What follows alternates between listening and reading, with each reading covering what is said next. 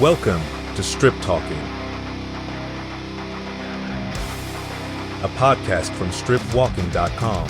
Don't put words in his mouth. Put monster burgers in his mouth. Light 'em up, light 'em up. Yes, those are the right words. The wrong notes, but the right words. I did not eat tuna in college, despite my best efforts. It's what brings fun to Vegas, math. A branch of the Branch Davidians, David Cornish. I don't know if my spreadsheet can handle negatives. Oh, yep, it did. Usually that's one of the things that really comes naturally to you is insulting me. We can still be friends. I don't think so. I don't know that I'll respect you as much. I don't know that we can respect him at all. You get the right words, wrong notes joke, right? Here are your hosts, and maybe.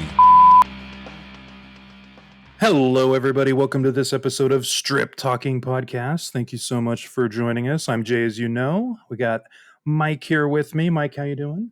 I'm doing pretty good.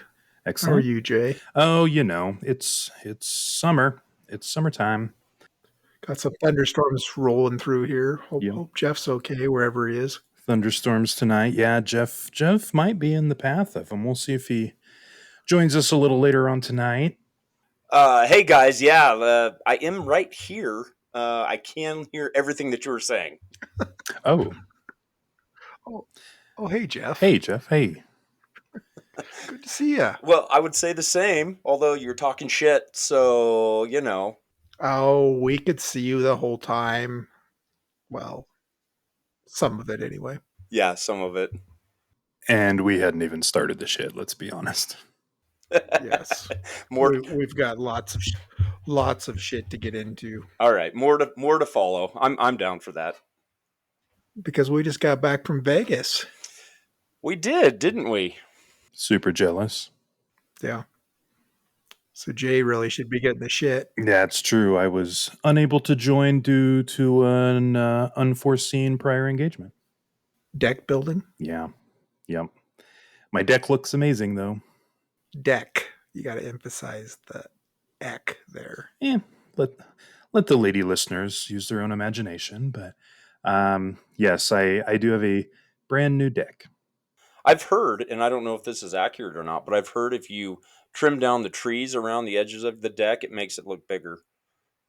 We did quite a bit of trimming around my deck, to be honest. I think 2 pickup loads full, actually. So it was a fair amount of trimming, mostly to... So it was pretty bushy. It was very bushy, and that is not my style. If anybody that knows me, that is not my style. Yes, I think everybody knows that. Yeah. No, but it worked out good. I'm glad it's done. We decided to do it while it was the hottest week of the year here, so which happened to be when you guys went to Vegas. So it's a nice hard deck now. Very, very sturdy, good color, 25-year warranty, aluminum rails. Yeah, it's got everything you need. Does it have any covering? No covering. No, I decided to go unprotected, let's say. Yeah. Sometimes that's the best way to go. Those that know me also know that about me. So, yeah, I'm glad it's done. I wish I would have been in Vegas. Maybe not if you were unprotected. Well, especially considering the extreme heat. Being unprotected would have left you with some very noticeable blemishes. Let's put it that been way. there. Been there. That's all I got to say. All right, let's get into the Vegas. Yeah, let's stop talking about my deck and talk about something important. Not that your deck isn't important. I think 20 years ago it was more important than it is today. Well, it was newer 20 years ago. Jeez, you got that right. Where'd Geoff go? I don't know. I'm rolling on the floor laughing.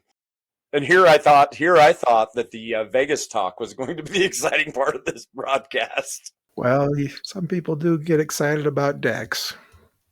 I am less excited about them now than I ever have been. I'm kind of tired of decks, to be honest. If I never look a deck in the eye again, I will be happy. I could understand that. There was so many days I'd rather just smack that deck right around and never looked at it again. Okay, that's probably enough deck jokes. Or maybe just turn it into a big hole. Yeah. That would have been easier, yes. Plus, decks are expensive. I had no idea. Oh my God. No idea. They can be. They really can be. Important stuff, like Geoff said. Vegas trip. I want to hear about it all. So we decided we'd break the trip up into 3 major categories, which I don't remember anymore. Is gambling one of them? Yes. Is food one of them? Yes. Is Vegas vacation one of them? Yes. Well, just all the events in general. Yeah. Events. Let's say events, yeah. Our main reason for going was the 360 Vegas podcast had their Vegas vacation events, which they do annually, sometimes semi-annually.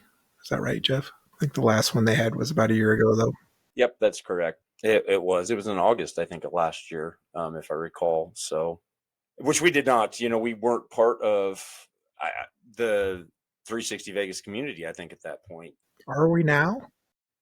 I think we're more so. I would say more so. We know people, I would say, or they know us. Tolerate us. We're like hang-arounds in a motorcycle club. Yeah, we're not full patches. Is that what you're saying? No. We're just hang-arounds. I think you're well on your way to being an old lady. I am? Yeah. That wouldn't be so bad. No. A lot of perks there, but anyway, yeah. Let's talk a little bit about some of the events. Do you want to just start from the beginning, like when we got there, or how do you want to go about it? Well, yes. Yeah. How else would you do it? Start to finish. That's what I want to hear. Okay. Well, so we flew into Vegas. You can skip the airport part. We're a travel channel, Jay. Oh, good point. Did anything exciting happen on the flight? No. Not one That's exciting good. thing. That's good. Shitty content, but that's very good. I did get the exit row. Nice job. Upgrade for that or just happened? Early bird, not the super upgrade, not Smart. the 1 to 30. It's all right. Better than nothing. Well, it worked. Dang right it There's worked. nothing higher than the exit row, as far as I'm concerned. Nope. On a Southwest plane, it's exit row and everything else. Right. I agree with that. But anyway, we got to Vegas super early, as we tend to do. And what'd we do? Oh, Geoff, why don't you tell them about your... I know you're just dying to talk about your rental car. Well, actually, so that actually was going to come into play later on. But yes, so we ended up renting a car this time. It's the first time I've ever done that, and I don't think you had either before. Is that right? Are you asking me or Jay? Well, I was asking you in this particular instance since you were there. No, I had not. Jay, have you? I have once, and I swore I never would again, if I'm honest. Really? Okay. Why is that? I don't know. It just seemed like more of a pain in the butt than it was worth. Interesting, because Geoff is just going to totally try and convince you that having a rental car is the greatest thing in the world in Vegas. I can smell it. I'm ready to hear this story. And to be fair, when I get to Vegas, I don't go a lot of places. I'll usually go down to Fremont Street or something if we're on the Strip. But other than that, I will say this. Being there with Geoff, having a rental car is the greatest thing in Vegas ever. Because he'll come pick you up. He'll drop you off. You don't have to do any of the driving. He's like your own Uber driver. That's exactly. I called him that several times. Yeah. Instead of using the app, you just text him. Yeah. There was one kidnapping incident where he took me to Durango. That's what I was going to say. When we got there, we hopped on a shuttle from the airport, and they took us to the rental car location. And that was where the biggest decision, maybe the biggest decision of the whole trip took place. And that's where we went to the garage floor where all the rentals were. And I thought I had rented a specific make and model of vehicle. But when we got there, we handed them the slip and they said, okay, you go to this row of vehicles and you get to pick any vehicle in that row. And so it was a good, I don't know, 5-10 minute discussion as to what vehicle we were going to choose. Mike wanted the silver one. I chose the black one. He's like, black is so hard to take care of and it gets so hot. I said it's hard to keep clean. Hard to keep clean. Yes. So, but in the end, we chose, I don't know what it was, a Mazda CR5 or something like that. It was a CX5. CX5. It was kind of small. Smaller SUV. And black is sometimes hard to find in the parking garage. Okay. that story is yet to come. So thank you for that. But anyway, so we hopped in the car, we drove off the lot, and right away, I was trying to navigate myself, and Mike was like, well, I'm not going to have you driving and navigate it in the same time. Let me do it. And I was like, okay, that sounds easier. Totally not easier. Worst navigator I've ever been around. That's bullshit. I was a fantastic navigator. There were only a couple times that I had to cut across a few lanes of traffic to get to where we were going. It's lies. All lies. But so we pulled away from the rental car place, and which is actually extraordinarily, which obviously the airport is close to the strip, but when we had to drive maybe a quarter of a mile, and then we turned right onto Las Vegas Boulevard on the south end and drove right down Las Vegas Boulevard, which was actually pretty cool. I thought it was pretty cool. Something I didn't know if I would ever do and got to do. We went to Planet Hollywood first, right? Because that's where I was going to be staying. Right. So we went there first. The room wasn't available yet. So then we went down to Palazzo, where Mike was staying, and that room wasn't available yet. So I took Mike and his wife then on a little journey, a little excursion, should we say, to the new Durango Casino, which is, I think it's in Henderson, actually. Is it Henderson or Summerlin? I don't know. It's a ways off the strip, probably about 5-10 miles off the strip. I don't know. I wasn't navigating that. You were navigating and driving very unsafe. Yeah, there's a possibility. Anyway, we found Durango and we went inside. And I don't know, what did you think of Durango, Mike? Little dead. A little bit boring. Really? Okay, so keep in mind this is Sunday morning at about 8:30, 8:45 Vegas time. A little bit shopping mall-ish. The biggest thing to me, honestly, was that the fact that you never see a casino with windows. This thing had floor-to-ceiling windows on 3 out of the 4 sides. Like, you walked in, and it felt like you were in, I don't know, kind of like a shopping mall almost, with like exterior windows. Like the light was just pouring in, which I found really weird. That is weird. That's unnerving, actually. That's what I meant by shopping mall-ish. Oh, okay. Well, there you go. That would have been accurate then.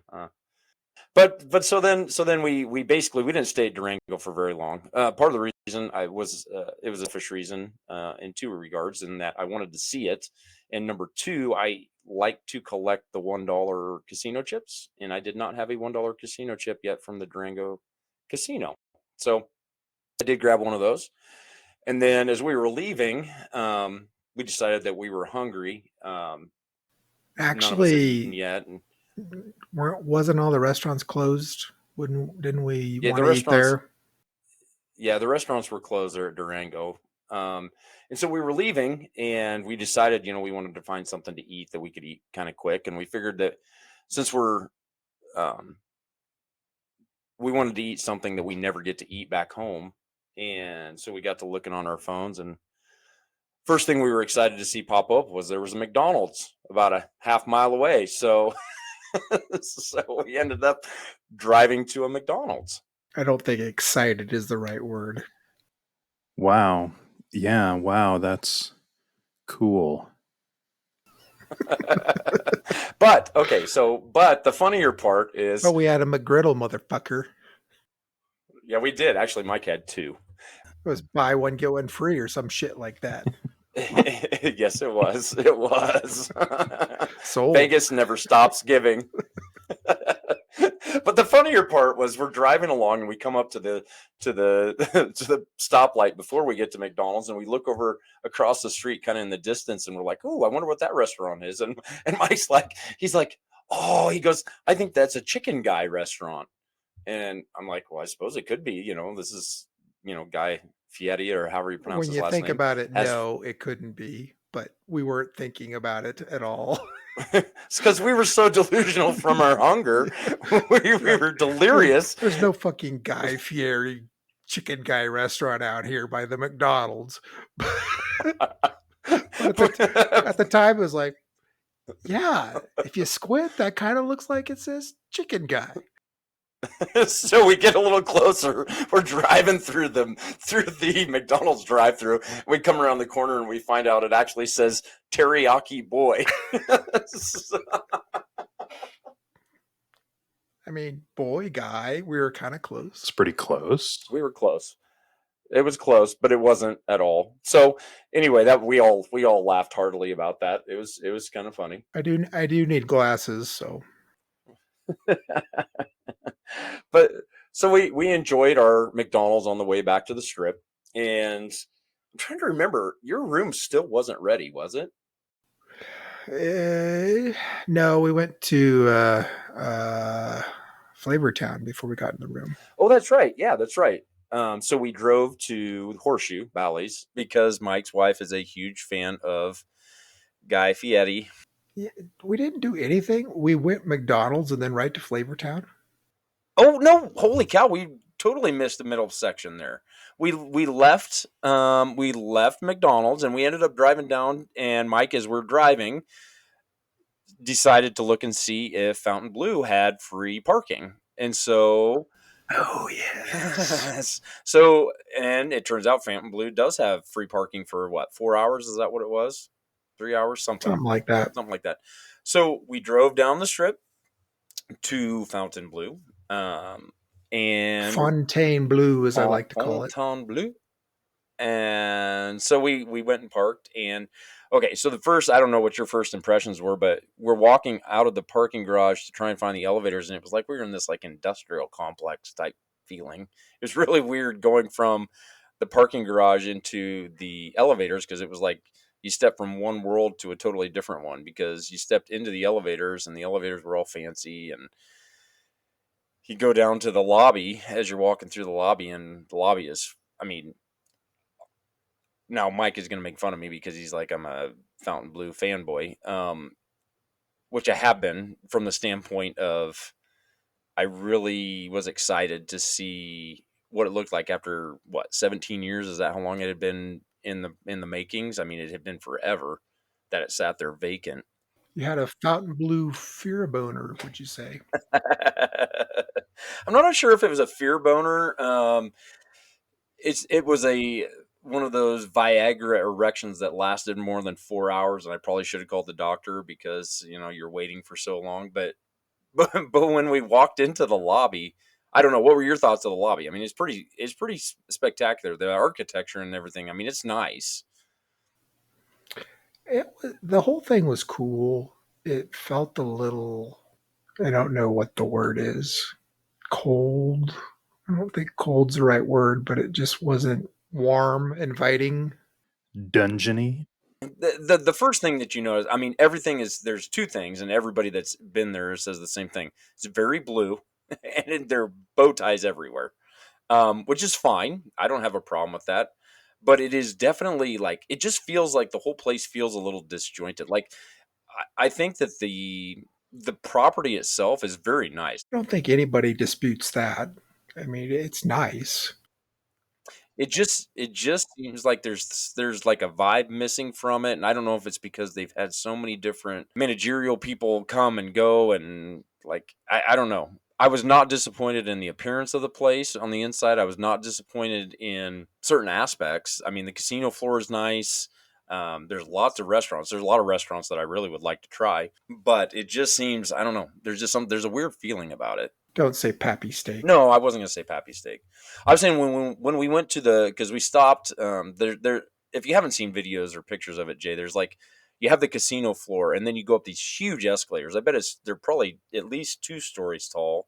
Wouldn't you say, Mike? Maybe 3.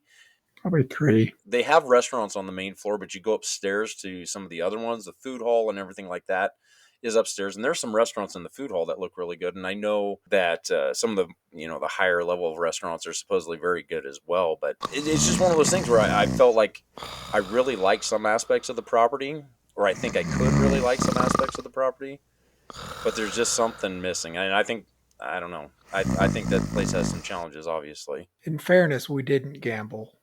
Or I didn't gamble. Did you gamble? We just used our free play that we got from. Well, we didn't get free play either. Maybe that's what soured me a little bit too. Yeah, you got resort credit though. We got so my wife and I did status match because we have what do we have, Geoff? I don't know. I actually I do know because it was very helpful the whole trip with parking. He has Caesar's Platinum. Wrong. I was waiting to see what he said. He has Caesar's. He's a diamond. Caesar's diamond status. So yeah. They match, if you were curious out there, to their silver status, which in my book is one level below anything exciting because you need to be one, I don't know what, I suppose gold is the next status, but that's where you get the comped resort fees. And we all know how much I love resort fees. So silver status does not get those. They did give us $100 dining credit, which we did not use. I believe it had like a month. I don't think it's going to last long enough to make it to the next trip though. So, but for some reason, your new account had the free play that was promised in the flyer on it and ours didn't. Yeah. And we assume it was because of the status match. We didn't really care enough to go stand back in line and ask them. With diamond status, you shouldn't have to stand in line. Just saying. Or silver for Fontainebleau. You'd think it would be shades of blue, like aqua, teal, royal blue. Seems like a missed opportunity there. I would agree. I don't know. Did you have any really feelings either way on the property? I mean, I was pleased with the architecture, pleased with the building itself. Didn't like the vibe of the casino per se.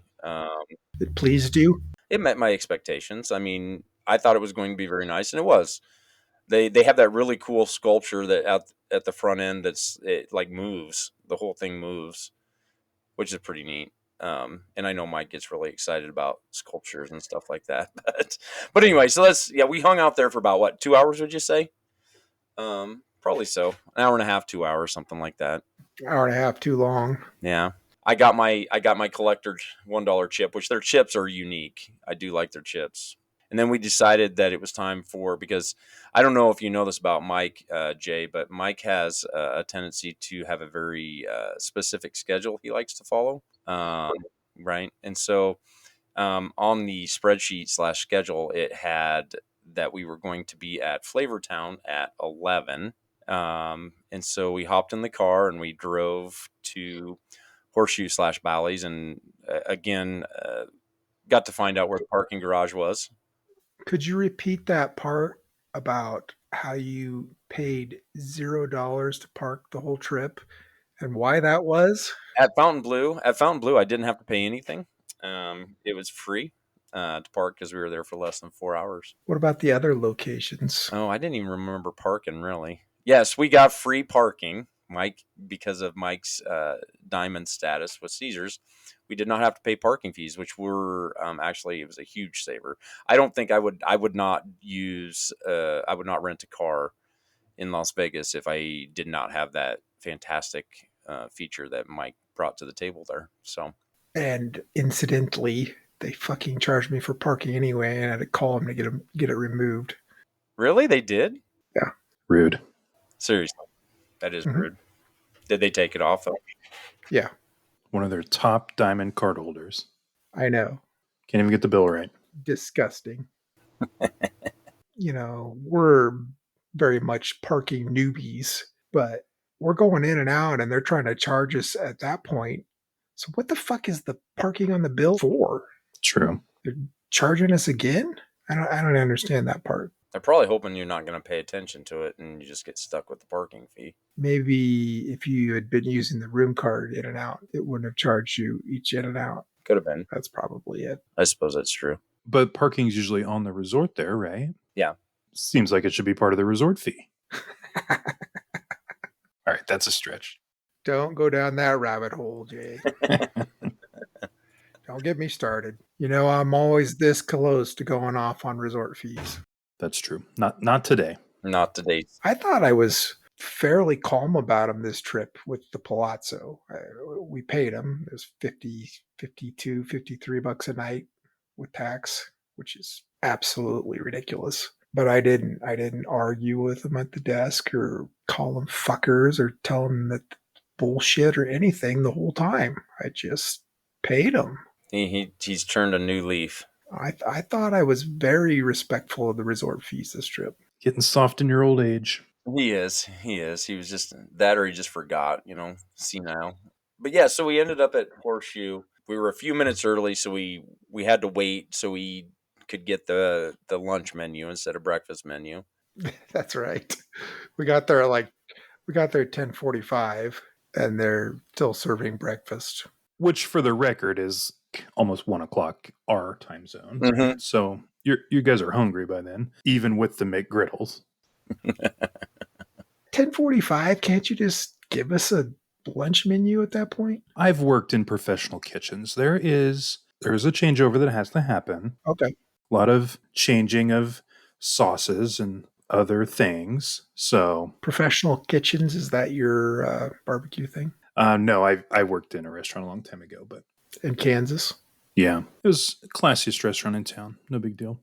What was it called? It was Ingleboro Restaurant, bed and breakfast. Nice. It was a bed and breakfast. Yeah, yep. Pretty classy joint. But anyway, I don't know, Mike. Did you have much to say about your experience at Flavortown, or are we just going to save that for the food section? Yeah, we should probably save that for the food section. But yeah, I thought it sucked. I would say just in this little segment, I would say it was average. I wouldn't say it was anything great. It wasn't bad. So there's one thing on the menu that I know is pretty good, and I didn't order that, so I guess that's on me. The wings, I like the wings, are pretty good. Yeah, my sandwich wasn't bad. It was just okay. So yeah, so after we got done eating, we decided our meet and greet, the first event associated with the 360 Vegas vacation, was going to be at 6:00 that evening, and we had to go downtown to do so. But apparently, somewhere along the line, Mike received text that both of our rooms were ready. Failed to share that with me to begin with. No, I received a text that yours was ready. Okay. But anyway, so after we got done eating, we did decide that since we were all kind of tired, that we were going to go check into our rooms and kind of get settled. Here's where the really nice part of having a vehicle there in Vegas is that I drove Mike and his wife down to Palazzo and dropped them off so that they could get checked in. And then I drove back to Planet Hollywood where I was staying and got checked in there. The afternoon went fast, and I think it was partly because we were tired, and I think we all took naps. I showered, took a nap. We went to the balcony and then took a nap. Went to the balcony and then took a nap. Jay immediately knew. He was immediately nodding. Achievement. Oh, yeah. Second achievement in that situation. There's no balconies. What were your thoughts on the Planet Hollywood room, Geoff? Planet Hollywood room was nice. It's not fancy. It's not huge, but I enjoy that property. I don't know what it is about Planet Hollywood that I really like, but the room was nice. I had a pretty decent view, strip view from basically Aria south all the way to the south end of the strip. I could see all of it. Yeah, I mean, it was nice. The bed was comfortable. Had a fridge in it, which is awesome because there were a couple nights I had some food that I just stuck in there and then enjoyed it later. I think you were in an ultra hip, not the base, but like the one that's just $20 or $30 more. Mm-hmm. That adds a fridge and maybe a little bit more space. It was nice. It has, for those that like to use them, it had a big tub. I don't take baths. Big tub. Oh, yeah.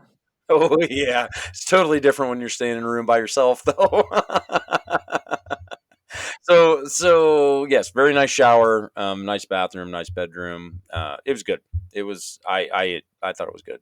We'll have to get Mike's thoughts on Palazzo too, because I didn't actually make it into their room in the Palazzo, so I couldn't verify if there was a balcony or not. So the Palazzo, shockingly, was damn near identical to the Venetian, Shockingly, which obviously is super nice. yeah. Very big rooms, kind of a split level.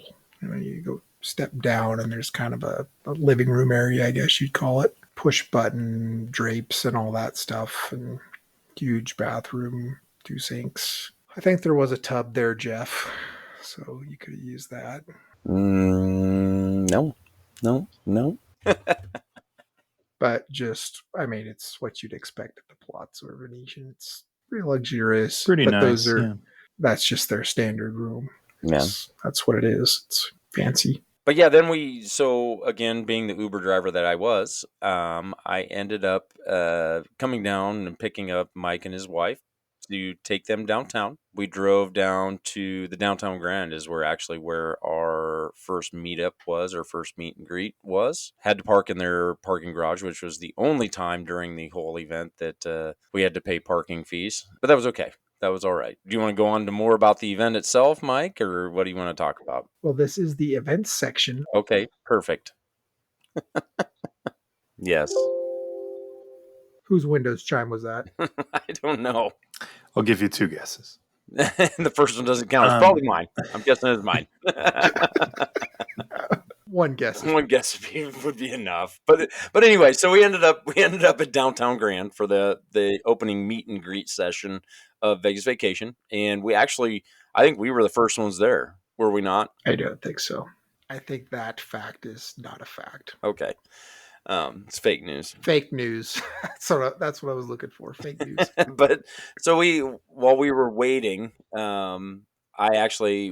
went to the bar. We got a drink. The Furnace was the name of the bar, right? Furnace Bar, Downtown Grand. Yes. I went over and started playing a little bit of Ultimate Texas Hold'em while we were waiting, and no sooner had I sat down and bought in than I saw Mark and Karen from 360 Vegas walk in. Nice. And so got off the table. Mike and I had only met Mark previously. We hadn't met Karen or Tony. We'd spoken with them kind of through emails and direct messages and things like that. But I met Karen first, and then got Mike and his wife over and introduced them. And we just met a whole, for lack of a better term, we met a whole shitload of people in a very short period of time. People from all over, Iowa, Minnesota, Pennsylvania, California, Shane and Scott and Celeste and Mike and Lene. And did we meet Brian and Tanya that day, or did we meet them the next day? I think we met them the next day. Met Mark Duvall from the You Can Bet on That podcast. Yep. Very fun, very funny guy. Tim Kennedy. Who else did we meet? There was a bunch of people.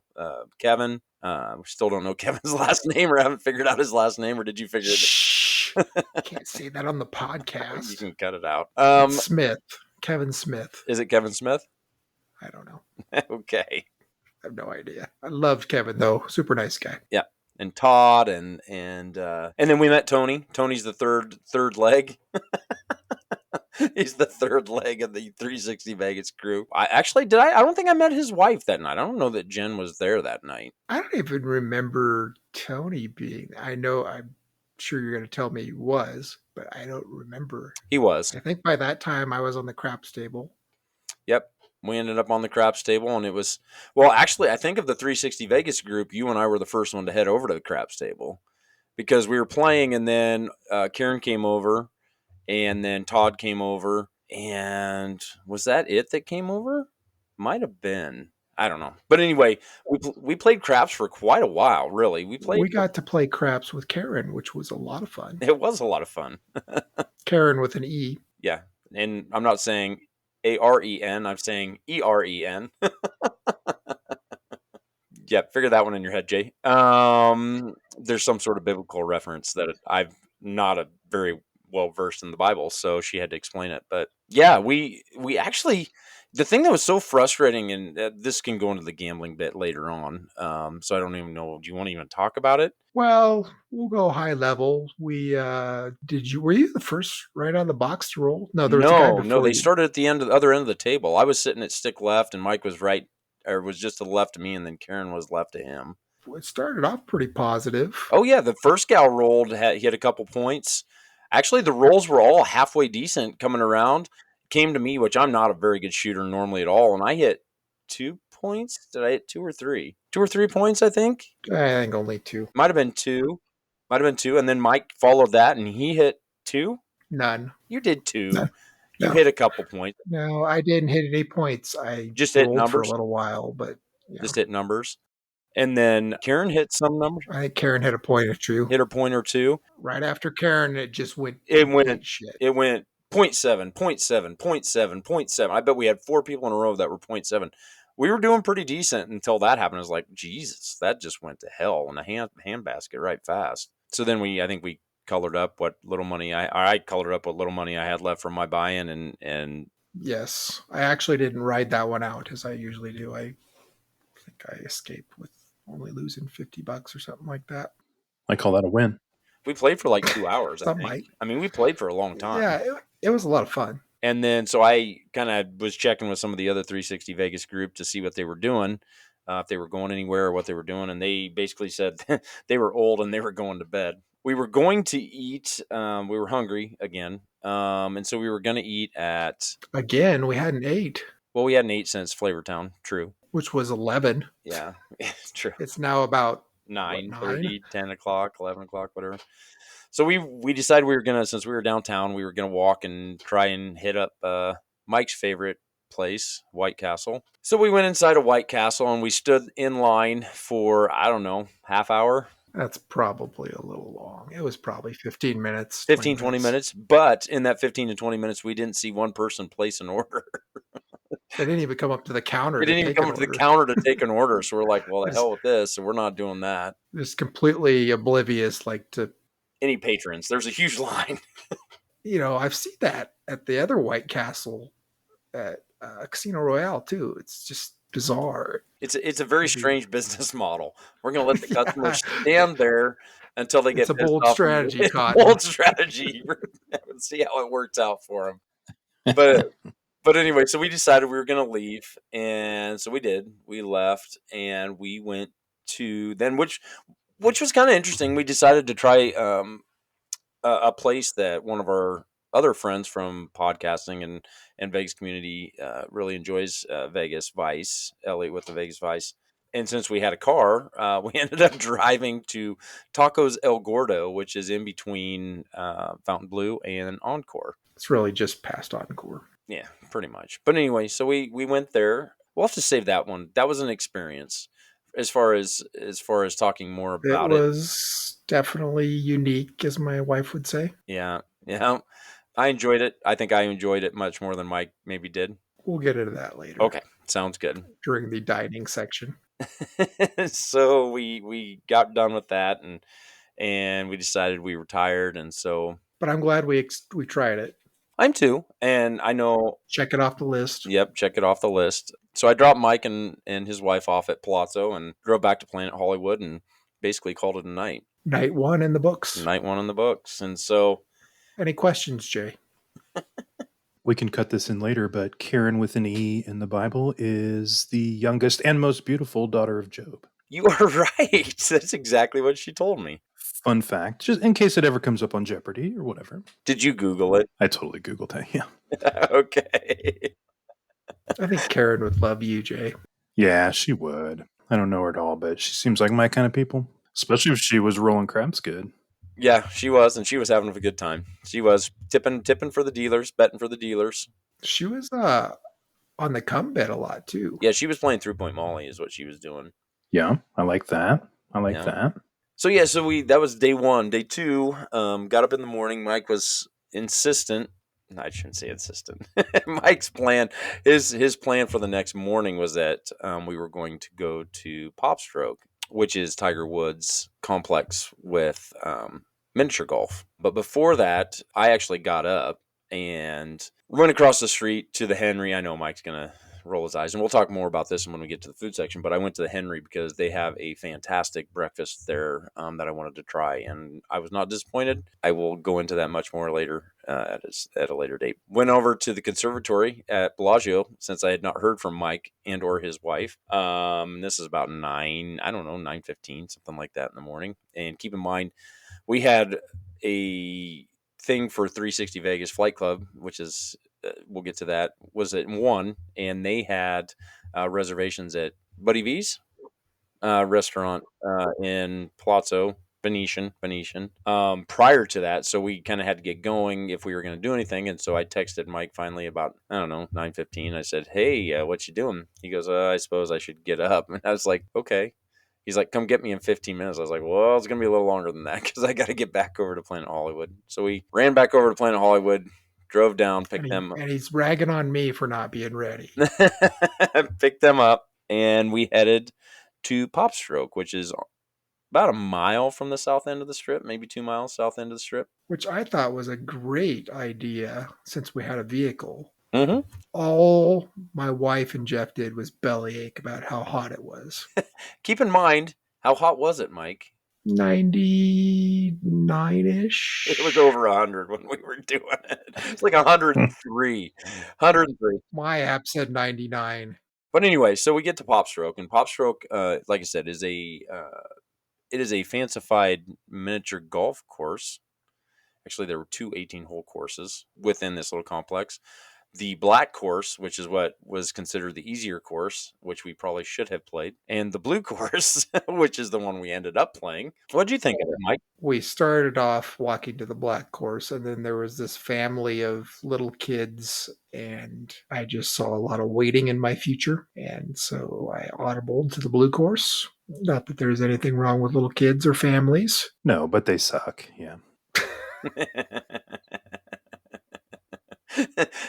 Maybe they are somewhat annoying when you're trying to do something in a brief period of time, and that we didn't have a great amount of time. So I really liked PopStroke, and I think if we didn't have a bunch of complainers, they were probably complaining because they suck at golf. Well, that too. I did kick their asses.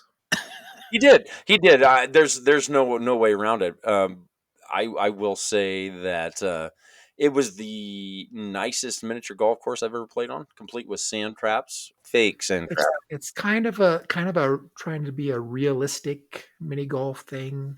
See, I was going to ask that. Is it like real grass? Is it? It is not real grass. I don't envision there being like clowns spinning around that you have to hit in their mouth or anything like that. No. I imagine it to be classier. There was the back of an Escalade on one hole. You just had to smash your putter through it. There was the back of an Escalade? Come on, Geoff. It's a Tiger Woods joke. That was on the bonus hole, the 19th hole. I will say that the challenge, there were, I mean, obviously it was challenging. Lots of elevation changes. Like, it was uphill, downhill. You did not have a straight putt, even if you were 5 feet away from the hole. They were very sloped. So here's the thing that we kind of missed out on because we were in a hurry and it was also hot. You can order food and have it brought out to you, or drink. Maybe it was just drink. Yeah. And then afterwards or in between, you can have food. The cost is unlimited. We could have actually went back that night and played some more if we wanted to. Oh, nice. So you can play as many rounds as you want. You get a tailor-made golf ball that you get to keep. Sweet. And it was nice. I think on a not hot day where you have a little bit of time, I think it would have even been a lot more fun. I have one question other than the questions already asked. Were there people there taking it way too serious? Oh, absolutely. There weren't a lot of people there. It was 100 degrees and it's like 9 a.m. True. They have a big video board. And if you can download an app and keep score on it, and if you keep score on it, then it posts everybody's names on the leaderboard. That's awesome. That's kind of fun. That's awesome. It was very cool. You would have liked it, and I think I would have liked it more had it been not as hot as it was. Plus, I wasn't really fond of the idea that Mike was beating me, And so I just kind of stopped trying. You know, if you can't beat them, you just quit. Right. But let's be honest, Jeff, you weren't fond of the fact that I had a really good idea to go to PopStroke. No, I enjoyed it. I really did. It was fun. I would say, honestly, they could have done it a little better. Like we talked about, why not have some water hazards? And the holes kind of started to feel all the same after a while.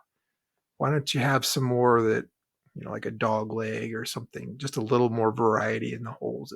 Yeah. Didn't you feel like they kind of I got a little repetitive after a while? I agree. Yes, or maybe a hole where you kind of have to lay up on your first shot. Yeah, where you can't just go for it.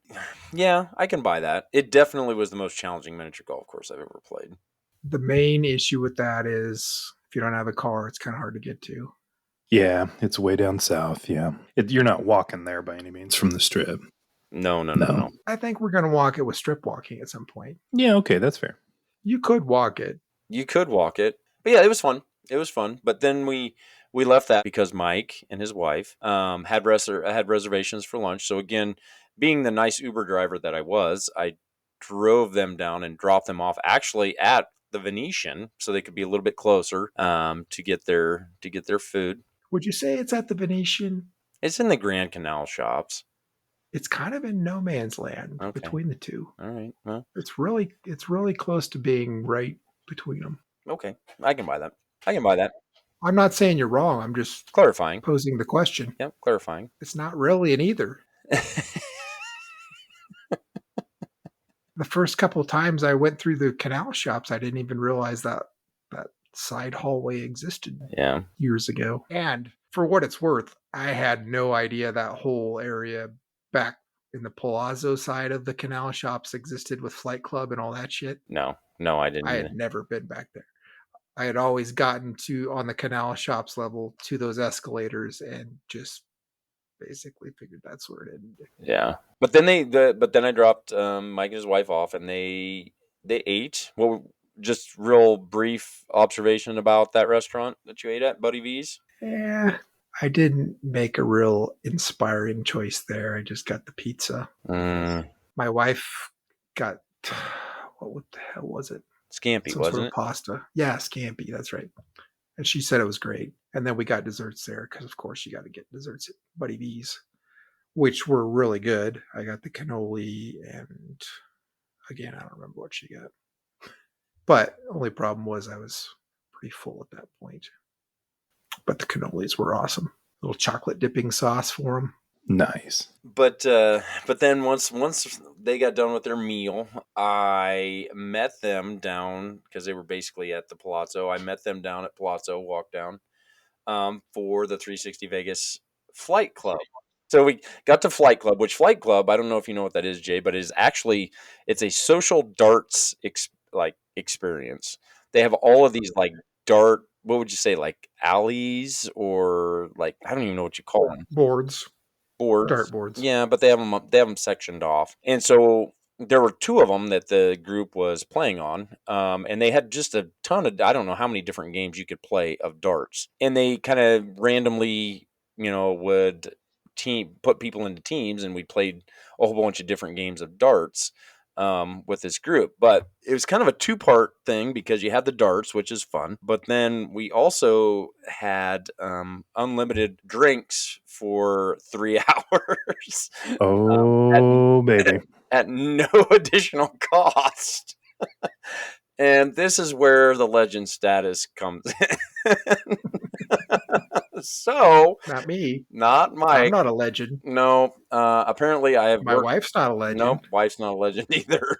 I have worked my way into 360 Vegas Vacation lore because, and I didn't realize it at the time, but apparently I got cut off from a free beverage, all you can drink free beverage situation. Didn't find that out until the next day. Or maybe they told you and you don't remember. I'm quite sure they told you. I don't remember them telling me though.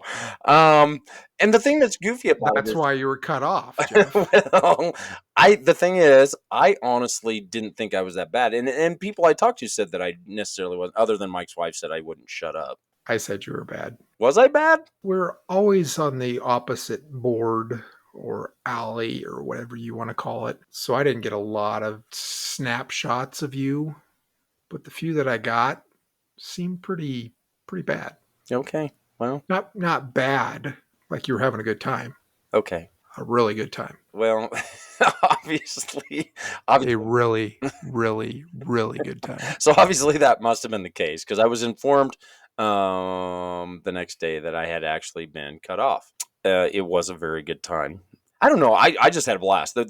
Everybody was fun. Everybody's having a great time. The whole dart thing really didn't matter a whole lot as far as it was fun to play the games, but yeah, super fun venue to be at though. And the funny thing is when we found out what Flight Club was, I wasn't like super excited. I was like, they kept saying how much fun it was going to be, but I was like, it's darts. I was like, how much fun can it be? It was that fun. I bet. First rule of Flight Club: don't talk about Flight Club. We were on the 360 Vegas message boards the other day after we got back, and we were the Mark, the main guy for 360 Vegas, talking about already making plans for the next one. And I said, well, I think Flight Club is a must. I was like, that was a blast. And Mike happened to chime in and said, I'm not all sure you're allowed back at Flight Club. And that's when he chimed in with he's a legend. He was doing Vegas right. So that made me feel halfway decent about it. But Mark was probably just trying to make you feel better. We don't know for sure that you are allowed back. It's not Mark's call. That is also true. Point. It is not Mark's call. Your picture might be hanging up there now. So maybe I did get 80. Do not serve this man. I got 86 from a social darts club. But anyway, but the funny thing is, okay, now tell me this, Jay. Okay. You've known Mike for a very, very long time. Yes. Would you see him being a person that would go to a mixer type event like this was? No. I thought that was the end of the question. Well, yes, that's still not even the end of the question. He and his wife meet a new couple, and we end up going to eat our evening meal with them. We'd never met him before.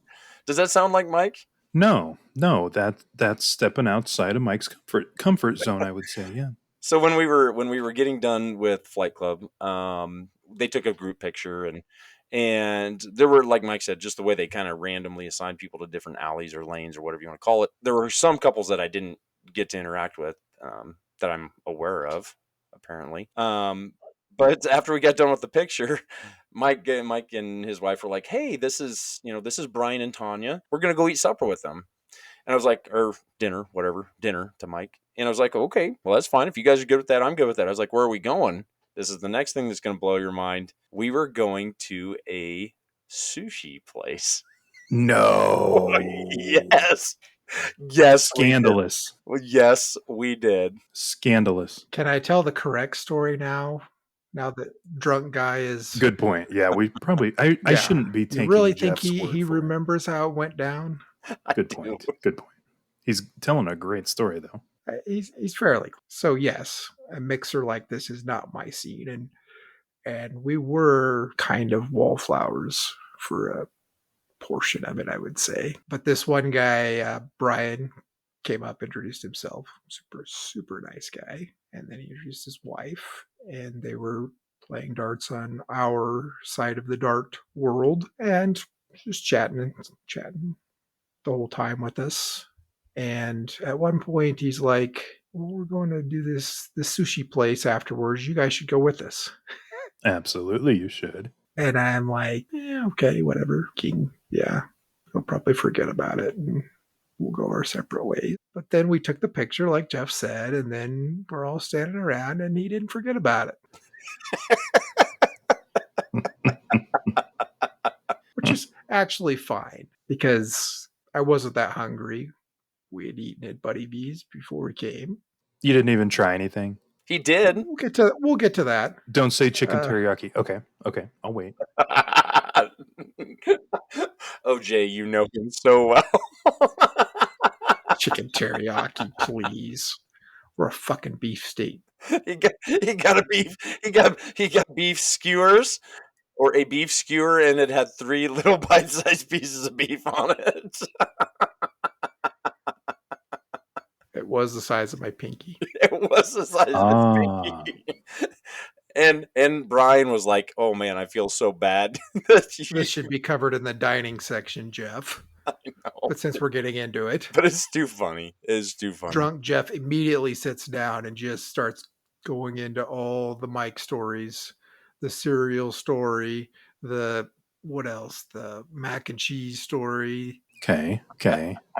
All I was doing was saying that I was impressed that they even got Mike into a sushi restaurant. So I think he made them hyper worried that I wasn't going to like anything or find anything to eat. And as I kept saying, from the time we left Flight Club, I am not that hungry. I'm just going right. for fun. Don't let your and because likes and dislikes. These people we had met were really nice, fun, cool people, Brian and Tanya. So wasn't really planning on eating anything, but they had these Wagyu beef skewers, they called them. Okay. American Wagyu, I believe it said. That's okay. Not as good, some people say, but that's okay. And let's not forget that I just slayed with my cereal joke with the waitress. Had everybody rolling for that. He did. Humorous Mike was at the peak of his glory. Everybody was a little bit drunk, and so I'm sure anybody else in the restaurant looking on it was quite the scene to watch us. I can imagine. Yeah. But I mean, it was good. 3 bites of beef. Good. It was $15-$18 for those 3 bites of beef. For Wagyu, that seems about right. I wasn't that hungry. I keep saying that. So the portion didn't bother me, but it was pretty comical to see it. It's like when Geoff and I went to cut a couple years ago, I ordered a steak, and I think at that point, I don't remember the deal. We were feeling a little poor and trying to keep the cost down. I just ordered a steak, and so it comes on this giant white dish, and there's no garnishment, no sides, just a little tiny steak in the middle of it. It was reminiscent of that particular moment. So yes, it was kind of like that. And everyone at the table had a good laugh. But did not get you to try any raw fish. No. Fuck no. All right. That would never happen. I did. I had I'm trying to remember what the name of the roll I had was. Something lotus roll. I don't know. It was good. And spicy miso soup. It was good. And we should mention where it was. It was the Sushi Roku in Caesar's Palace. Forum Shops. Oh, I know where that is. It was good. I mean, I liked it. But then after that, we headed down because then we had the big meet and greet with the other social media kind of personalities involved with the 360 Vegas vacation. Well, we'd already met Mark from You Can Bet on That. I kind of feel bad because we didn't have pennies for Vegas. Is his name Mark? I think his name's Mark as well. Yep. Did you get to talk to him? I didn't even get to talk to him. No. We were busy enough. Which is a shame. Yeah. But we got to actually meet face to face with Julian from the Vegas Confession podcast. Super awesome guy. Like the most down to earth, genuine dude I think you're going to ever run across. Is that kind of a feeling you got from him, Mike? Yes. And what shirt was he wearing, Geoff? He was wearing our Craps shirt that Sweet. Mike sent him. Yep. What shirt was I wearing that night? Yeah, Mike was wearing that exact same crap shirt. So we got a picture of Mike and Julian together wearing their crap felt shirts. I should mention that I got several compliments that night on that crap shirt. He did. He also got one very negative comment, and it actually came from Karen. Yeah. Karen with an E. She said, "I love that shirt, but I hate it." Mark has it. She didn't say I love that shirt.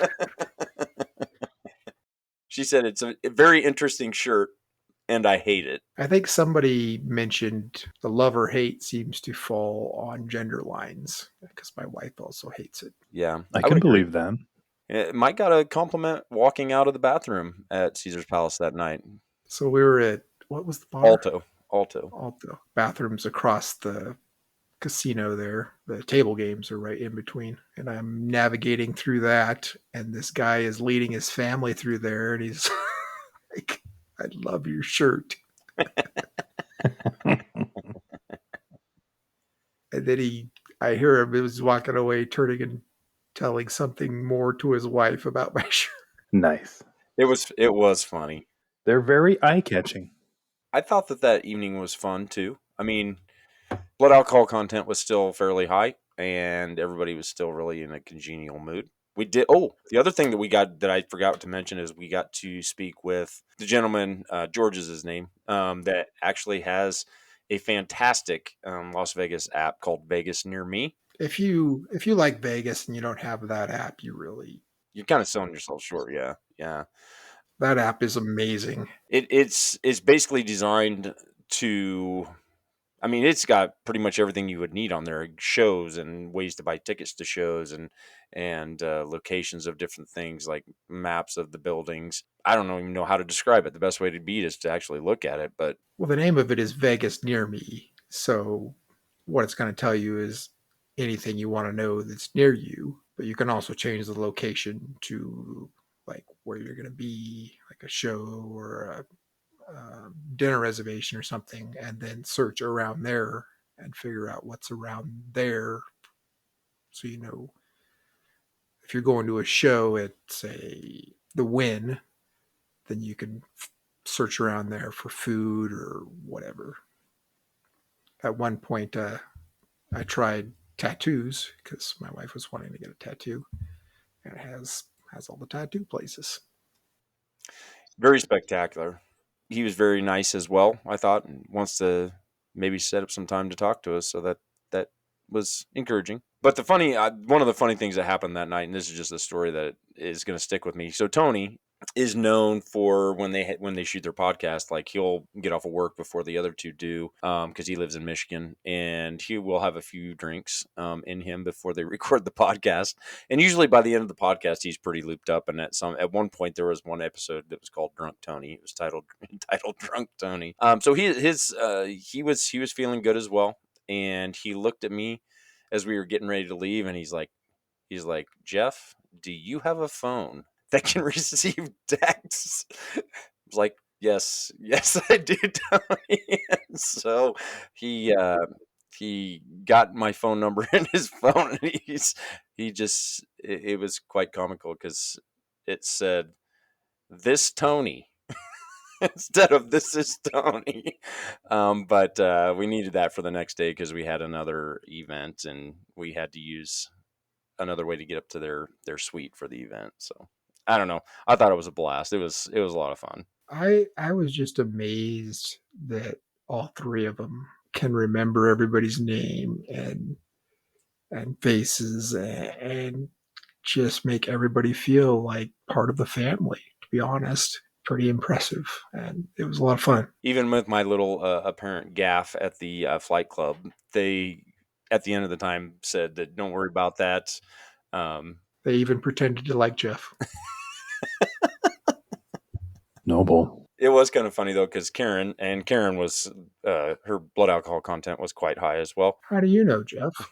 Well, she flat out told us the next day that she didn't remember anything after about 8:00 that night. She kept coming up to Mike and I, "You guys are old college roommates." She did say that, but it was so funny because she was like, she just couldn't believe how different as far as personality wise. She kept going, "So you're to Mike, you're kind of the more quiet, introverted one, and and then she'd be like, and you're the gregarious, outgoing one." And I said, "Oh, that's not what she'd say to me. She'd say, I'm the brains, and you're the tag along," which is incredibly perceptive. I reiterated that to her. I told everybody there. I said that you are the brains behind the operation. Oh, by the way, I lost 200 at video poker at that bar. Oh, but that's, I suppose, the gambling subject. The gambling, we'll get into that, but the gambling was bad. There was not good gambling. But anyway, so that ended the second night. Second night we ended. No, it didn't. Then we walked over to Dominic, Ansel, I don't know if I'm saying that right. It's in Caesar's Palace. It's over by the Gordon Ramsay place. I had looked this up ahead of time and knew I wanted to do this, and I knew we were going to be in Caesar's Palace. So actually, that was another Jen find, so I shouldn't take credit for that. She had found it, and I knew that I was going to do it because it was a fucking frozen s'more and it looked awesome. And it was awesome. And it was better than Geoff's fucking whatever Howard breakfast thing he had by a mile.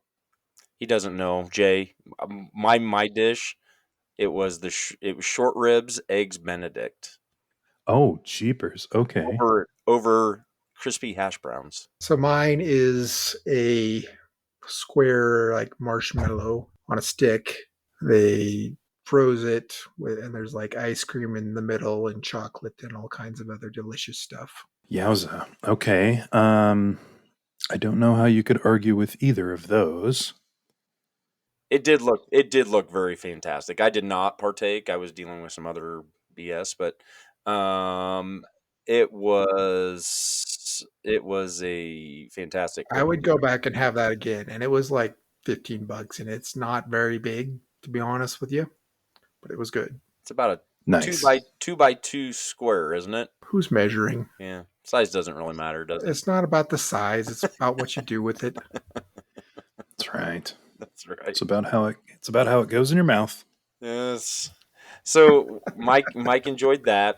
And then we actually, of course, you have to remember that Mike had not really eaten much at the sushi restaurant, so he was getting hungry. So, and his wife was looking forward to trying to get a tattoo. So we made our way over to Planet Hollywood because there was a tattoo parlor in Planet Hollywood that we were considering for her. And so we went there first. Turns out the tattoo places on the Las Vegas Strip are ridiculously priced, if you can imagine that. Shocking. Yeah, I don't think Mike nor I were shocked at the prices. I think his wife was disappointed because of the pricing, but I was afraid that's what was going to happen. Well, she knew about the $10 tattoos. The problem is the $10 tattoo places aren't directly on the Strip. And they also have, for that $10, you can only get certain tattoos. You don't get to come in and say, I want to get this or that. They give you basically a booklet and says, this is what you get for your $10. Right. And the hepatitis is free. Yeah. And yeah, exactly. It comes with the $10. Yeah, nothing's more than a couple lines, I'm sure. Yeah. For $10. Yeah. Right. But of course, being that we were so close to Planet Hollywood, that was convenient. It was convenient, which is part of the reason why there were no arguments on my part with that. But we went right down the escalator into the doors of the Miracle Mile shop on the south side, and lo and behold, the world's greatest hot sandwich shop is right there. Earl of Sandwich is right there. Delicious. It's delicious. I don't care what you say. Did you enjoy yours, Mike? Immensely. I know. I did. God, I'm hungry for one right now. I know. I did as well. It was so good. It is so good. Did you see when we were sitting there that it won the 2023 best? It won an award. 2023. For best sandwich ever made. For best quick bite in Las Vegas, I think, wasn't it? I think it did win. I mean, I'm not even joking. It won some award for best restaurant in certain category. They have a club sandwich there, Mike. He knows, but he still just gets a ham and cheese. Gotcha. Ham and Swiss, motherfucker. Yeah, ham and Swiss. That's not specific enough for the cheese. It's not a ham and cheese. It's a ham and Swiss. Okay, ham and Swiss. Ham and Swiss is what it is. They do have the mac and cheese one, though, again. I looked hard at that. Mm-hmm. Yeah. And it's pretty, it's all right. It's not my favorite one of theirs. They do, I don't know, how you feel about Thanksgiving dinner on a sandwich. I like it. Oh, they do. They have one that's called a holiday turkey, and it's turkey, stuffing, gravy, cranberry sauce. Yep, say cranberry. Okay. Oh my God, it's so good too. It's so good. And I'm not a cranberry sauce guy, but on that sandwich, it fits. It's amazing. It's amazing. So anyway, we partook in that, and then of course, being the nice Uber driver that I am, drove Mike and his wife back to Palazzo that night. And then on the way back, I was so freaking confident about my abilities. Now, keep in mind, I was not intoxicated at that point. We'd long since passed that. There was no drunk driving. No, there was no drunk driving. But then, as I was driving back to Planet Hollywood, I was able to film with our little cameras me driving down the strip. Not like me, but out the front window driving down the strip, which was kind of cool. I've looked at it. It looks pretty cool. That sounds incredibly unsafe. Yeah, we all survived. And I say we and the thousands of other drivers on Las Vegas Boulevard that night. So, so yeah, that pretty much concluded that night. So that was night 2. So the next morning we were scheduled, Mike and his wife and I were scheduled to go on a hike in the Valley of Fire. First thing in the morning, as part of the group activity. Yes. Jay's face. I know. Yes.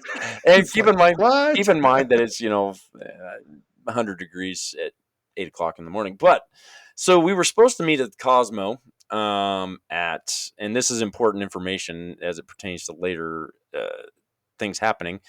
Supposed to meet at Cosmo at 8 o'clock in the morning to get together with everybody that's going on the hike, and then we were taking off from there. Well, I texted Mike at 7:15 and asked him where he was, and he's like, "Oh, I'm just getting out of bed." He's like, "You better come get me." I hopped in the car and I'm headed down there, and he's like, "Oh," he goes, "I'm never gonna make it. You better just turn around and go." Or I'm walking. You better just turn around and go back and meet me there. So I turn around and go back and get back in the parking garage and get parked. And I'm going across and I pick us up some waters and then I meet Mike over at Cosmo and we go on this hike, which the hike was cool. I don't know. Did you think the hike was cool? Well, first of all, it was quite a hike down there to Cosmo from Palazzo when you're running late. So I think I took 2 hikes that day. Yes, he did. He was breathing rather heavily as he got there, and I don't know if that's because he had a balcony situation before or if he was really working hard to get there quickly. You're just making up all kinds of shit today, Geoff. But so we headed out, and it took us about 45 minutes to an hour actually to get to the Valley of Fire where we were going to go on this hike. And I had bought us water from Walgreens across the street, so it was not ice cold, but it was cold enough. We took off on this hike, and like I said, it was 100 degrees when we started this hike. But anyway, so we hiked through the Valley of Fire and got to see some really cool things. I slipped and fell on my ass at one point during the hike. That was pretty fun. Confirmed. He was still drunk. The most surprising thing was it was a lot of sand, which is not fun to walk through. You were not walking on like hard like rock. You were walking on sand for part of the trek, that was not a fun part of it. I was a little concerned. I was like, if this is going to be the way the whole hike is, I don't know that I'm going to enjoy this. Oh, did we mention that my wife bailed on the hike? No, we did not. No, she did bail. Did we mention that no wives actually were on the hike? It was all men. Boys hike. Like it. Did we mention that one of the guys stuck his hand into a crevice and got stung by something? Kevin. Yeah, he got stung by something. It wasn't a scorpion, but by something. And the gal was like, "Hey, maybe it was a baby scorpion." Could have been. Oh, the gal that was a baby rattler that led the hike was like, maybe not a good idea to stick your hand in a crevice when you're out in the Valley of Fire.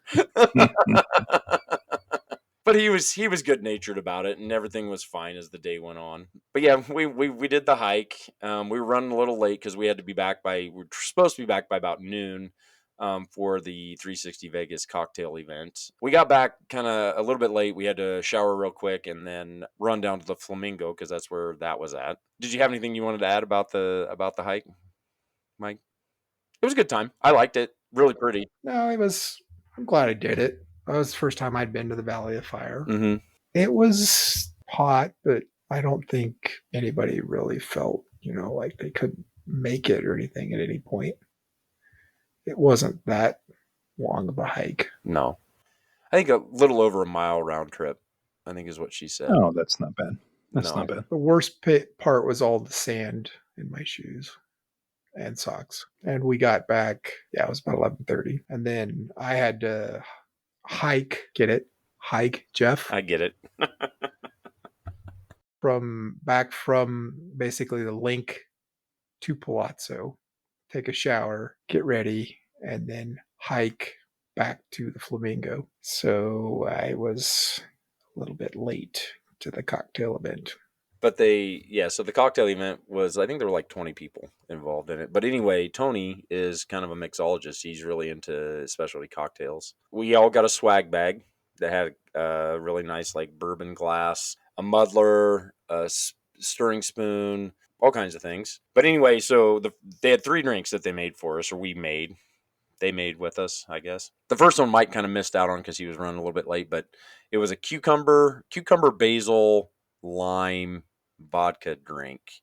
And we muddled our own cucumber and basil, and then they poured in the concoction that was the liquid. It was a little boozy. It was fairly strong. It was. And then because I came in late, I didn't have the full time to drink mine and ended up sort of guzzling it down at the end when the next drink was starting. That's foreshadowing. That started me down a slippery slope of getting a little Geoffed. That's foreshadowing. So then the next drink that came along was called a Bourbon Street something. I don't remember what the name of it was, but it had rye whiskey, a little bit of tequila, black cherry puree, I believe. I can't remember what the other thing was in there. I don't know. It was kind of like a chocolatey cherry kind of a drink. That was my favorite drink of the 3. It was really good. Nice. Did you like it? I did. That was probably the best of the 3, I would agree. Yeah, it was very good. And then which made it go down quickly. Yeah, it made it go down quickly because it was very good. And then the third drink was an espresso martini, which I also enjoyed. I like the espresso martini, but you're not a coffee person. It was okay. It was better than the first one. Yeah.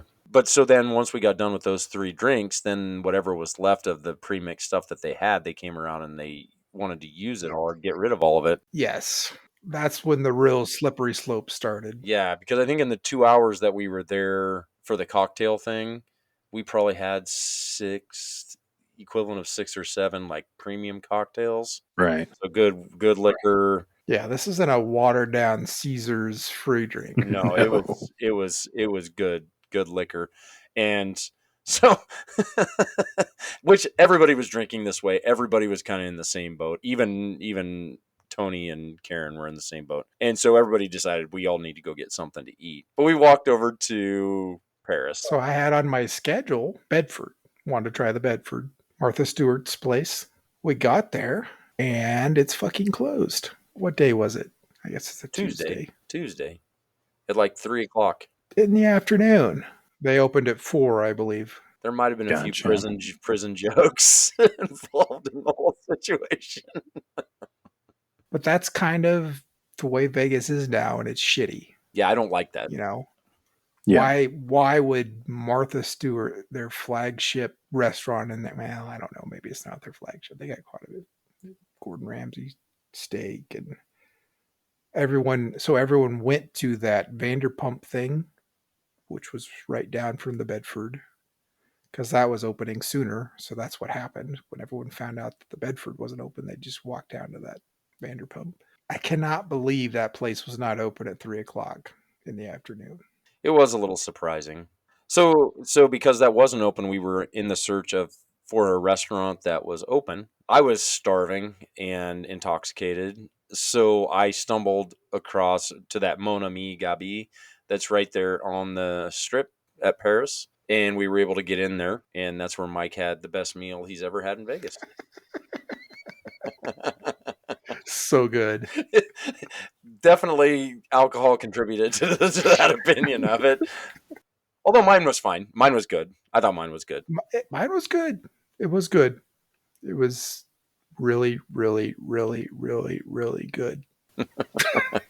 I tried to convince them that we should sit outside because they have outside dining that's right on the strip. They told me it was too hot. So we sat right inside the window that was right next to the outside on the strip. So we got all of the benefits of the heat without all of the benefits of the view. Gotcha. It's perfect. So there was no breeze. And it right in the sweet spot. But I think I had steak frites. So I had with béarnaise sauce. Well, that'll be in the dining section, yes. But it was And the good. croquet monsieur. Yeah. Is that how you say it? Okay. Basically, it was a ham and cheese sandwich, griddled, and then with ham and Swiss, motherfucker. Ham and Swiss and it was grilled cheese with like a béarnaise, not a béarnaise sauce, but a bechamel sauce. So you're a bechamel sauce. Oh, what'd we do after that, Geoff? So that was middle of the afternoon then. Yeah. Oh, we went back. They had a little bit of a kind of a send off. They had some group gaming. I played a little craps with them. Mike and his wife wanted to run down for their kids to the M&M store and stuff like that. So they kind of took off down that direction. I do not understand the appeal of buying the same M&Ms you can get at a gas station for a premium price. Extremely at a premium. Fucking M&M's store. I don't get it. I'm sorry. I know, but it's the novel. And I can say that because she doesn't listen to our podcast. So. It's the novelty. But you're correct. What novelty? That you're getting it in Vegas. It's the same freaking M&Ms. The experience of being in the M&M store, maybe, but bringing them back home to the kids, that, No, she doesn't bring them back home to the kids. She just buys them so she could eat them. See, and that doesn't make any sense to me. No. Agreed. But yeah, I mean that kind of, I don't know, I don't want to say that kind of concluded our trip. We got some Freeplay gaming stuff done. Oh, we were done. So then we did a Konami slot Freeplay crawl. Yes. Down MGM, which it's certainly been covered on many like Pennies for Vegas and many of the low roller type content places. But the Konami slots is, I think, the best way to use those MGM points on those apps. And we use them almost every time we go. If you build up a shit ton of points on those apps. The regular free play redemptions require like 2 or 3 night stays. But you can only do it on the Konami slots, you can only find these awards. They're $25 free play at most of the MGM properties are there. They're not always all available, but usually you can get enough to redeem your 3, depending on your level, 3 to 6 premium rewards, and you don't have to do anything other than go to the desk to get it. Yeah, and it's free $25. And actually, Mike had, and we can talk more about it in the gaming side of things, but Mike actually hit a bonus at Palazzo. Seems like it. I'll have to check his gambling record keeping app. Yeah, but yeah, he hit a bonus on the 20, and I've done that too. The previous trip I was in Las Vegas at Luxor, I think I hit a bonus and won a couple $100 on a free play, $25 worth of free play. Nice. So we'll almost always make it. It's almost like a bar crawl, only it's Konami slots. You'll get 3 of them, and whichever 3 properties you get, you'll go to one, redeem it, run your free play, go to the next, redeem it, run your free play, sure. Go to the next. Most people can do 3 premium rewards. If you spent some money in the app, sometimes you can do 4, 5, or 6. Okay. Certain people can do 6. Certain people with diamond status at certain Caesars properties. But I only did 3 this time. I'm not even sure if that goes away at some point or if you're just a lifer 6er. But anyway, my point is, anybody playing those MGM... My Vegas. That's what I'm trying to think of. My Vegas. Anybody playing the My Vegas apps, use the Konami free play rewards. At minimum, you get $75 worth of free play. Right. You're not going to get 75 or maybe the rooms, other than the rooms. But anything else, I don't think you're going to get $75 worth of value out of them. That's kind of turned into a tradition with us, is we block off either an evening or afternoon or something like that to do our Konami slots free play. Right, and we usually end up with the same ones because whichever ones are available we get. Yeah. This time it was what? Park, Aria, and Bellagio. Yeah. Which is also convenient because they're all connected by that tram. World Series of Poker was going on at Aria. But yeah, that I don't know. Did we do anything else special? We met up again for a gambling thing, but that definitely is going to go on our gambling section because that's going to be you're going to get a little bit of a rant from me on that. Okay. So I had it on the schedule that we were going to go that night to Grimaldi's, which is also in the Palazzo, actually right across from Flight Club Pizza Place. Oh, yes. But we weren't really feeling up to another big outing. But as I was laying in the room before we went back out to gamble, I got to thinking, I'd seen a ton of people carrying the pizza boxes through the hotel. I bet I can do carry out. And it was super easy. It almost was through Google, I think, somehow, which I didn't know Google was in I guess Google's and everything, but very easy to order, was ready when they said it was going to be. Just walked down there, picked it up, took it back to the room, and had you're not going to like this, Jay, barbecue chicken. Oh, boy. Barbecue on pizza. It was good, though. I was just going to say, pizza. You tell me I can't have pineapple on pizza, but you can have barbecue chicken. You'll like this, too.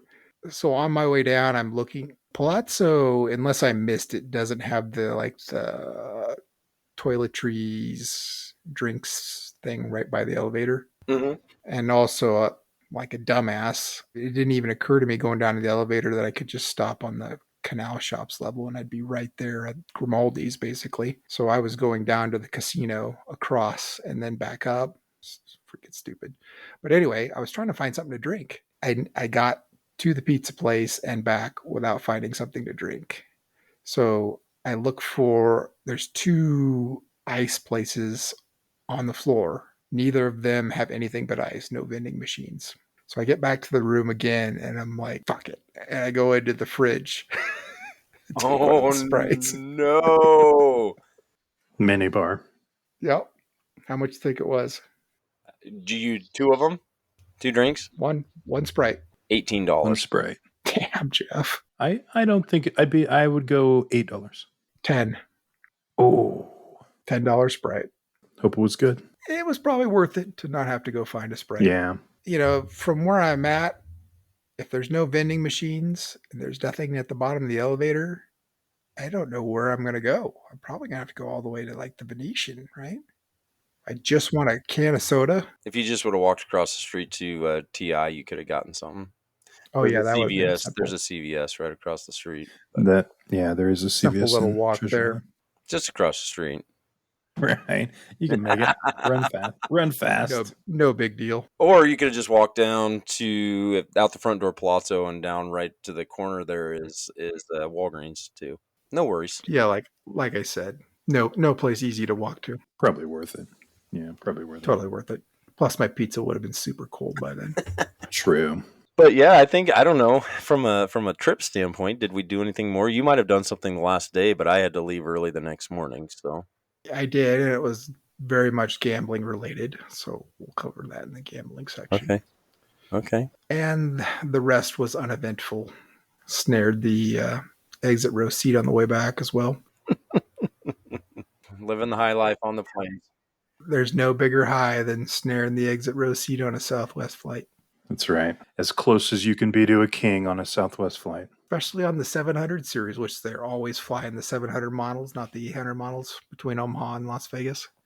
Because really, they only have one side that has the extra leg room. The other side has the 2 seats and then the 3. That's right. But the 2 seats don't have extra leg room, and the 2 behind the 2 seats don't have the extra leg room. So just the one in the corner has the extra leg room. Right. So really, you got to get on the other side. Whereas the 800 model has extra legroom all the way across.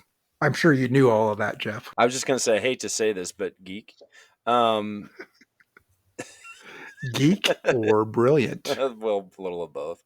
It's a real fine line. I did want to check with you guys just because I know that we are running a little bit long on our section here tonight, but I do have some rapid fire questions for you if you're all ready for those, if you have a little time for some rapid fire questions.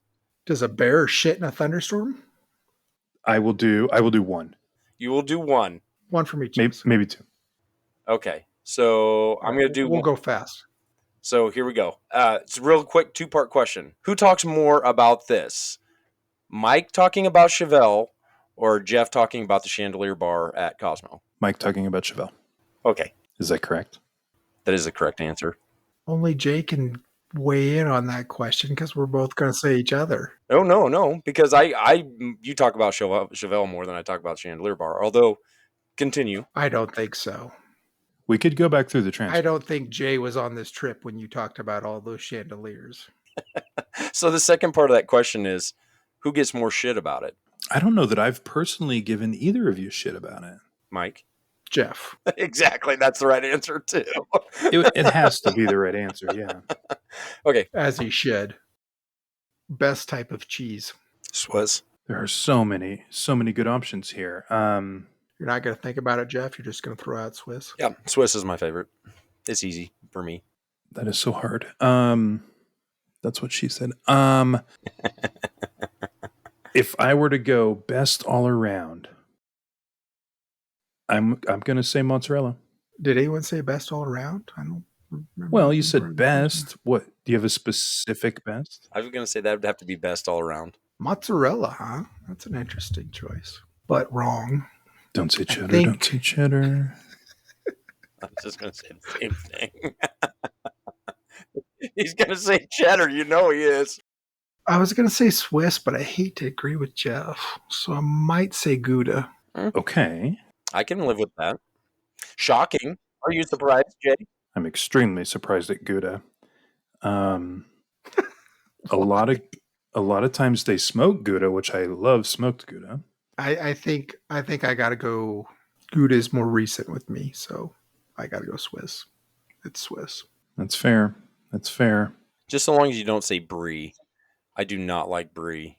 Or blue. I like blue. Yeah, see, blue cheese crossed my mind, and that's a little bit of a vague category because there's gorgonzola. There's quite a different varieties of blue cheese.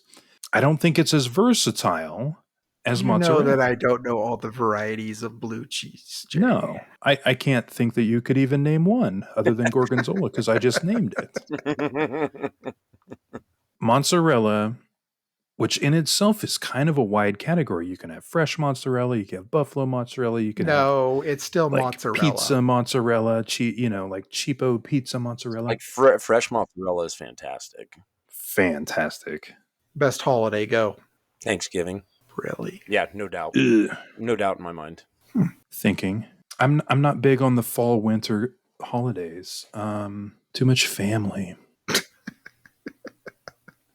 I honestly was thinking about this a little bit last night. We're coming up on the 4th of July, which is a sweet holiday. Not the best, but it's a great holiday. Does New Year's count as a holiday? Yeah. Yes. It's a bank holiday, right? Okay. Then I'm going to say New Year. There's, right after I say I don't like the winter holidays, right? But it is a time of, it just makes you feel fresh and new chances and New Year's resolutions that I know I'm not going to meet, but I make them anyway. It's a sense of renewal and goodness. I can respect that. What's yours, Mike? That's a tough one. That's a good question. Whoever came up with that one. Oh my God. Thanksgiving's a pretty good one now that I think about it. I like that answer. You know why I like Thanksgiving? Number one, no presents. You don't have the pressure of buying presents and satisfying people with stupid that. Yeah, but you got the Black Friday thing, which is I don't give a shit about Black Friday. Nobody I'm involved with goes Black Friday shopping anyway. You just have to show up, eat as much as you possibly can eat, watch football during the afternoon. If you want to take a nap, you take a nap, and you don't have to worry about any of the other shit. And then you have all of the good leftovers. We try to theme our Thanksgivings, and one year we did leftover Thanksgiving. So we literally cooked the entire Thanksgiving meal the day before and put it in the fridge. And then our whole Thanksgiving meal was leftovers. Oh, you theme your Thanksgiving? I love that idea. Yeah, it was great. Yeah, we've done Chinese Thanksgiving where it's like, traditional Thanksgiving ingredients, but made in a Chinese food sort of fashion. We did the leftover Thanksgiving. We've done on the smoker Thanksgiving where everything's smoked. Geez, I'll have to look back through our notes. I can't remember any others off the top of my head, but alcohol Thanksgiving, everything was cooked in or with alcohol of some sort. Smoking weed Thanksgiving, doing lines of coke Thanksgiving. Speaking of that, we had one of our supervisors dealing craps the other night, and he was doing the calls, and one of the calls was it was sixes pair of sixes, and most time I think of midnight or boxcars, and he called that the Colombian breakfast, 2 white lines. That's pretty good. That was funny. It was funny. That's pretty good. When we get to the gambling section, we got to cover how much different playing craps is with Geoff now that he's a dealer. Oh, I bet. It's quite That's a bit different. in a good way, I bet. Mostly. I'll be curious to hear about this. He's a lot louder. All right. Well, I suppose, huh? I got one more question. Okay. One more. Venetian or Wynn? Venetian. I should probably abstain from that question because I've never stayed in either. Neither is Geoff. Okay. But you've been in both of them, right? Yeah, I have.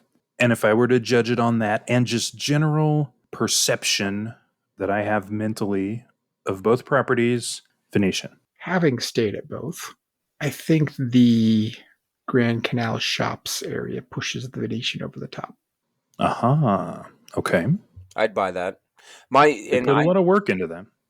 I don't think that I'm much like Jay. I've never stayed at either, but my perception or my choice of the Venetian is that they're both upscale properties for sure.